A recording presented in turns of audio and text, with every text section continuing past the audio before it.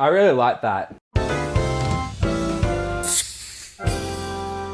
Hello and welcome to the Friday Drink. I'm your host Tim. I'm your host Ruth. And we've got a cracker episode for you today, so grab something cold from the fridge because you deserve it. It's Friday. It's Friday. Put your feet up. We've got a cracker episode with a KRAKEN of a drink. What?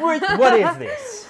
Okay, this is Black Magic Salt and Pepper Squid Gose. Wow. From Dainton Brewery. Now, they're just in Carrum Downs. So yeah, quite so they're nice. like 10 minutes up the road. We're not doxing ourselves, though. And, oh my goodness, we saw this at the Bottle-O at good old Dan Murphy's, and we had to give it a go. I mean... Salt and Pepper Squid Salt and Pepper Squid Ink drink. What? Yeah, I mean, I had a look up at Dainton Brewery, and they do weird and wacky stuff. That's their whole thing. I mean, I'm usually... They're kind of like us. Yeah, even though I'm usually a bit of a beer purist, I'm like, oh, don't add too many flavours. But they do lots of weird stuff. So I know they have a jam donut beer. They have... oh goodness, I can't remember all of them now, but this one is one of their ones at the moment with squid ink in it. Oh boy. All right, Ruth, I'm thinking this label, it looks kind of zany, it looks cartoony. I love it. It's great. We've got sort of these giant squids like around the D for, I'm guessing, Dainton. Yeah. And it kind of looks like a superhero logo. Oh yeah, show the camera. Well, the beef footage will come in. It's got like a lightning bolt. That's the way. Because this beer's got electricity in it.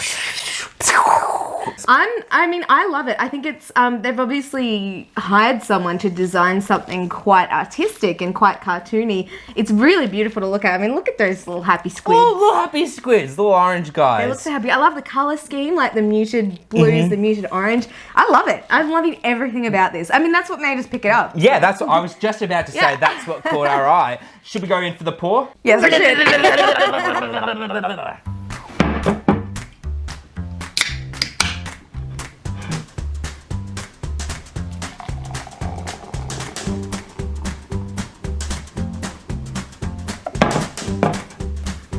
All right, hold her up, Ruth. Oh my goodness. It kind of looks like a can of Coke's been poured in. But it does. I was looking at this, I'm smelling it, and you know what? Yeah. My first impression was out of Lord of the Rings, the Two Towers, when the orcs are drinking that like disgusting, bloody black drink, and they're like, give him some medicine, boys. That's what this looks like. Oh, thank you so much for telling me that. It's so, it's like, dark. it looks like a stout, but it's, I mean, the closest thing I can think of is a really thick can of Coke. But... Yeah, a thick can of Coke. Oh my gosh, I'm a bit scared. Got a sickness for the thickness. You want to cheers this bad boy? Cheers. All right. See you on the other side, friend. Oh, all right. You know, I knew it was a Gose, but for some reason the colour, I was expecting a stout.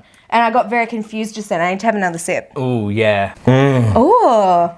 So it's a sour. Mm-hmm.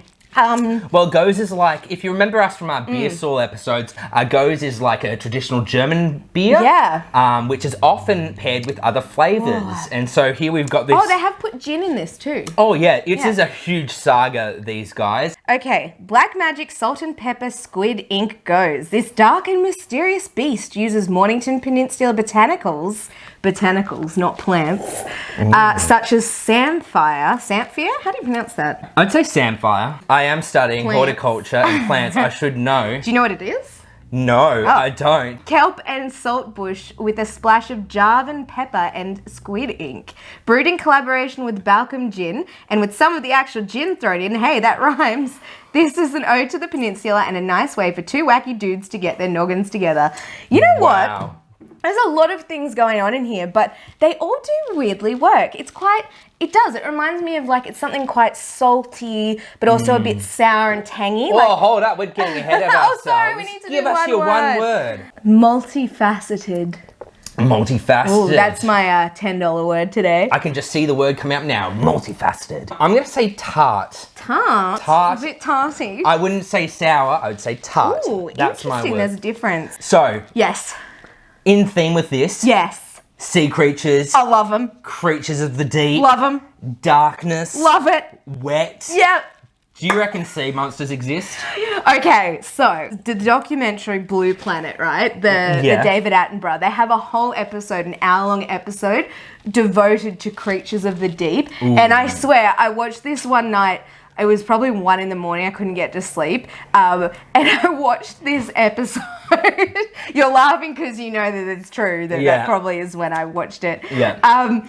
And there's this episode of all these deep sea creatures, and it is the most wackadoodle thing I've ever seen. Wackadoodle. Wackadoodle. And oh my goodness, I remember like going to sleep like, we live among monsters. Yeah, I mean, true. I mean, that's what I think about deep sea creatures is like, where does like the line between animal and monster like begin and end? Like there are legit like dinosaurs down there still. Yeah, absolutely. Legit. I mean, you think about, I think the thing that separates animals from monsters is familiarity. I mean, if you told someone you described an elephant to someone living in Europe, 2,500 years ago, they'd be like, nah, that's just a monster. Nah. That's just something that eats children when they're being naughty, Elephant, what is that? But yeah, elephant child eater. We don't know because we can't even get that deep down into the ocean. No, you can't see down there too. That's the other thing. It's so dark. I mean, I think about like the anglerfish with the giant teeth. Like I think about the one from Finding Nemo. Yeah. That's a monster. It's That's just in small. that episode too. Go watch it. I mean, we're not sponsored by Blue Planet or anything, but you should watch it for your own interest. Viewing pleasure. Yeah. David Attenborough's sweet voice. After watching something about like monsters and creatures of the deep, did it help you go to sleep or not? No. No, it didn't help. Usually David Attenborough's voice does, but no. To be fair though, when watching like nature documentaries, you'll see like a cheetah rip into an antelope. Like, true. You think, oh yeah, nice nature documentary, sounds of the jungle, and it's just but like, I think and carnage. It's more David Attenborough's voice, I think, that helps me relax and go to sleep. You should get like an audiobook with him. Yes. Like read something really boring, like the dictionary backwards. David Attenborough, hit me up. Hit Ruth up. She'll pay you like $5 and one of these, Black Magic. Yes. Do you believe in like the Loch Ness Monster or Bigfoot or any of those? Any of those like sensationalized ones? Not really. I think the Loch Ness, I've never been there, but I think it'd be too small to have a giant Leopleurodon type creature living there. Oh my gosh. Undiscovered for long. Oh my gosh, Tim, you know the word. Sounds like you have done some research. No, I think about Leopleurodon from Charlie the Unicorn. You know when they go to ask for directions from the Leopleurodon, and it's like...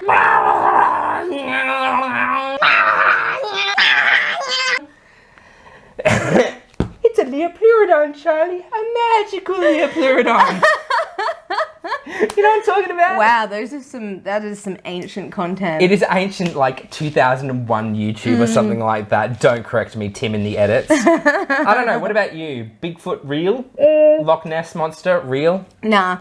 I do believe in the deep sea there are like crazy things. What about like, bringing it back to Australia, Yeah. what about like Tasmanian tiger sightings?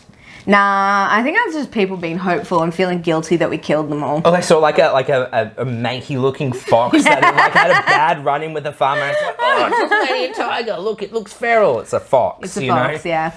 Yeah, I'm doubtful. Yeah. I mean, we've been driving even in the suburbs. I'll see like a fox start across into the bush. I think, what is that? That is a weird looking dog. Yeah, it's not a dog. It's just a fox, so it's easily to get mistaken. Yeah. Creatures of the deep. Creatures of the deep. Anyway, Black back to magic. This. How are you feeling about this? I was very confused when I first tasted it because you expect a beer this colour to be a stout, and then it was a Gose, and It's a journey from start to finish. It is a journey. It's almost balsamic-y. Does that make sense? Yeah. It reminds me of balsamic, but not too strongly. Yeah, it does. That's really good. Yeah. Can I change my one word to balsamic now? Sure. Like the vinegar? Yeah, it's like, but it's not like drinking balsamic vinegar. I don't know if now I'm saying that just because of the colour, but it's like sour, but not too sour. It's a bit sweet. It's got that sort of those gin undertones. I'm not getting the gin. You're not getting it? No. I'm getting it a little bit, but that juniper flavour. No? Yeah, I guess so. Yeah, I guess that's when I think about it. I don't know. I'm enjoying the journey. I don't know if this is a beer I'd buy for everyday drinking, but for a special occasion beer. Roller coaster. That was beautiful. I'll hold true to that. Are you enjoying it? Yeah, I am. Yeah? I am enjoying it. I have to ask before we get into what we really think about it. Who would you rec this for? Recommendations. I would recommend this to an old fisherman who has seen many a year on the rough seas and has blown into port looking for a drop, and you're like, here's the taste of the sea plus balsamic. So me circa 2015 when I was a fisherman. Correct. I mean, I wasn't old yet, but you know. I would recommend this for anyone with a salt deficiency. Not that it is like really salty, but it reminds you of salt. It reminds you of the sea. So I don't think it would actually help someone with the salt deficiency. The feeling of salt in the sea. All right, I change it. I change it. I'm gonna recommend it to someone who really likes seafood. Yeah, actually, that makes sense. This is it is. It's like, well, they use what? Kelp, saltbush, squid ink. Yeah, that makes sense. Something like seafood. This would go really nicely with seafood. For real. All right. Tinnies. Tinnies. What's your tinnies on this? I reckon 4.5. Wow. So you're saying that if you go into the pub, you see this on tap, you're going to get it? No, not necessarily. That's what a 4.5 is. No, but it's like, I can appreciate that it's really good, even if I wouldn't get it every time. That's why I would give it a 4.5. And also, it gets points for the label. That's one of the best labels I think we've had on the show. Very cool. Thank you, I really Kanye. like Very it. cool. I'm sticking with mine. All right, 4.5. I would say this is a 4 because I would get it at the pub every time I saw it on tap at the pub, but I wouldn't be drinking it all night. Yeah. But I don't think you'd want to. I think it's a special experience, you know? Yeah, it's like having a birthday cake. You don't want birthday cake every day. Yeah, that's true. It doesn't mean it's not good. It means that it's a special thing. We're getting deep into Tinny's theory here on the Friday drink, so if you have an opinion on Tinnies and what a rating truly is, then hit us up in them comments. It doesn't really mean anything. It doesn't mean anything. We're just two idiots you're watching on YouTube. If you've seen a giant squid or something that nearly ate your boat, let us know. Let us know. Thank you so much for watching the Friday drink with our special Squid Ink episode. My name's Ruth. This is Tim. Like, subscribe, all that jazz, and let us know what other beers, drinks you'd like us to review. And happy Friday. Happy Friday.